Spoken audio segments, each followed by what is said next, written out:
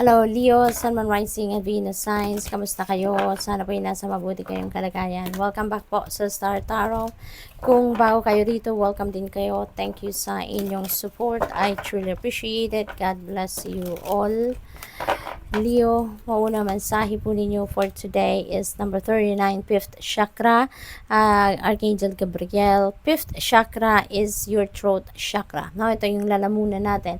And that is the energy center that governs communication. So, maraming communication ngayon ang paparating sa inyo or maraming pag-uusap, maraming transactions, negotiations, or important conversations are happening, no? Ngayon sa inyo, or this could be trabaho, no? Maaring meron kayong trabahong ginagawa or ito yung magiging trabaho ninyo that could be related to speaking, yung ganon, ano? Kaya yung talagang magsasalita ka na magsasalita.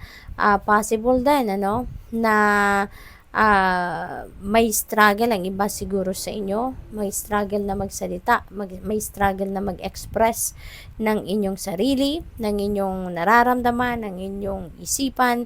Kaya ngayon, ano, maaaring tutulungan kayo ngayon ni Archangel Gabriel, no, na maging malinaw and ang pakikipag-usap ninyo, maging successful ang mga transactions ninyo, and yung ano ninyo, yung pag-express ninyo ng inyong sarili. Maaaring susuportahan kayo rito na ni Archangel Gabriel para you can communicate effectively and efficiently at yung maiintindihan kayo, no, ng kausap ninyo, yung ganon. So, what else?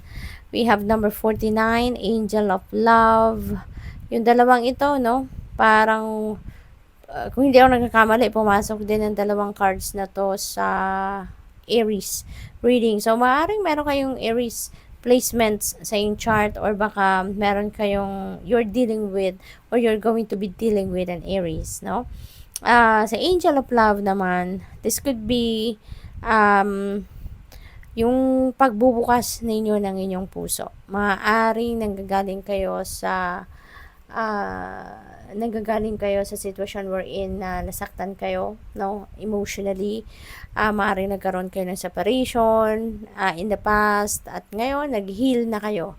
Maaaring ngayon nakakatayo na kayong muli, no, kumbaga kasi nabubuhayan na kayo ng loob ngayon, nalampasan nyo na yung problemang ito, no, yung emotional troubles ninyo sa relationship. So ngayon maybe tapos na kayo doon sa healing process, you are totally healed, kaya ngayon parang nagbubukas na kayong muli ng puso ninyo. Maybe you are open again now to love, no, to loving another person or to accepting love from other people. We have number 47, the thinking woman. Some of you dito, Leo, siguro mag-aaral or nag-aaral, no?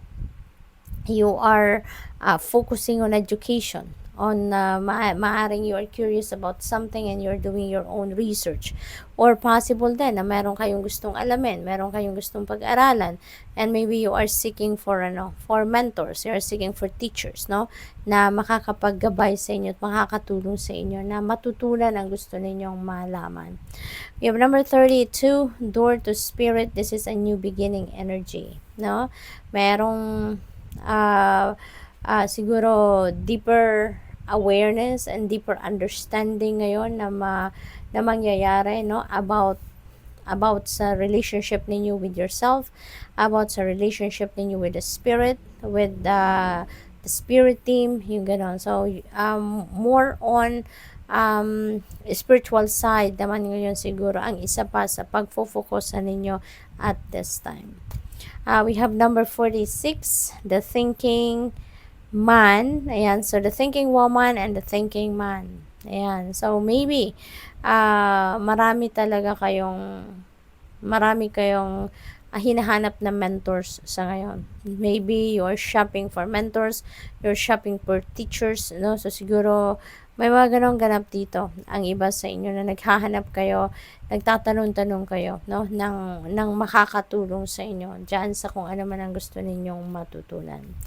The sun energy, yan, magliliwanag ang buhay ninyo, magiging maganda, maayos ang sitwasyon ninyo, Leo. Okay? So, with the sun, meron ditong opportunities na paparating. Meron kayong mga opportunities na pagmumulan ng bagong buhay, pagmumulan ng bagong venture, no? Bagong creative ideas, yung ganon. So, ang iba din sa inyo rito, maybe starting a family, merong bagong baby coming your way, no? Para sa iba sa inyo rito. So, good luck. What else? We have number 6, contract. Ayan, so meron kayong mga pipirmahang kontrata or maybe meron kayong i-review na mga documents, no? And before you sign those contracts, those agreements, no? Make sure na reviewin ninyo talagang maigi, no? Basahin ninyo ng maigi, lalo-lalo na yung mga fine prints, no, Leo, because those are deceiving. Kadalasan, meron tayong mga maliliit, no, na detalye na may miss out natin because hindi natin napapansin or hindi natin pinapansin. So, these contracts could be baka ang iba sa inyo marriage contract ang pipirmahan ninyo, baka mag-aasawa kayo, magpapakasal na kayo. This could be also contract of lease, ng sasakyan, bahay, apartment, or kung ano pa, no? So this could be contracts na kailangan ninyong reviewin at pirmahan at this time. We have victory. Napakaganda, Leo. You are going to succeed, no? Sa ilang parte ng buhay ninyo sa ngayon. Meron kayong mga pagtatagumpayan, mga pinagsikapan, pinagtrabahuan, pinagtiyagaan. Ngayon, finally, you are going to claim your success. Finally, sa ngayon, magtatagumpay kayo at makukuha ninyo kung ano yung minimithi ninyo rito. Makukuha ninyo ang tagumpay. You're going to end up victorious sa inyong mga ginagawa. So, good luck. Thank you for watching. Love and light. Namaste.